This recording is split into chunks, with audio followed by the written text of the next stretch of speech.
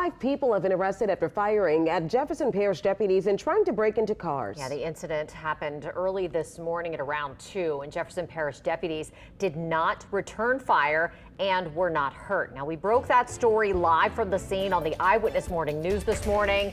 Alyssa Curtis has more now on what unfolded. Jefferson Parish Sheriff's Office started their Wednesday morning with someone shooting at them. They were trying to arrest a group of people who they say were pulling on car door handles. Deputies first spotted them near Lake and Pine, but ended up with multiple scenes around the neighborhood when the suspects ran, the chase sprawling to Veterans and Nursery. Reese Moyer heard the chase from his living room. He recently moved to the area trying to get away from this exact thing. I used to live in Hickory Creek over off of Earhart and Hickory, and I had 64 car break-ins one night over there, and my neighbor's truck was stolen. So I kind of moved over here to get away from that. It was happening a lot, and I like my car, so I worry about it sometimes. While Moyer isn't really shocked, another nearby resident, Greg Leish, does what he can to prevent it. Always make sure that our cars are locked at night in case anybody does come around just pulling on door handles. And we don't really keep any valuables in the car. I do check my cameras from time to time. Moyer's apartment building doesn't have secure parking, but he says the building management stays on top of things.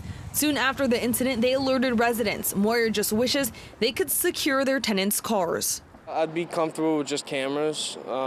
As long as there's cameras, I'd be happy. But a gated parking lot would be awesome, but it's just, what can you do about that?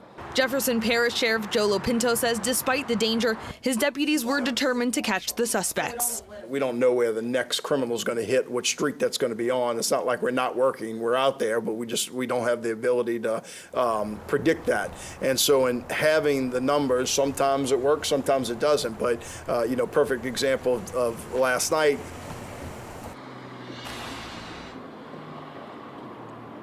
Sheriff Joe Lopinto says it did take a few hours to locate and arrest the suspects. He says the men who they did arrest, some of them do have arrest records from around the country. The incident is still under investigation, and if you believe that your car may have been tampered with, JPSO urges you to contact them as soon as you can. Reporting live, Alyssa Curtis, Eyewitness News. Alyssa, thank you so much.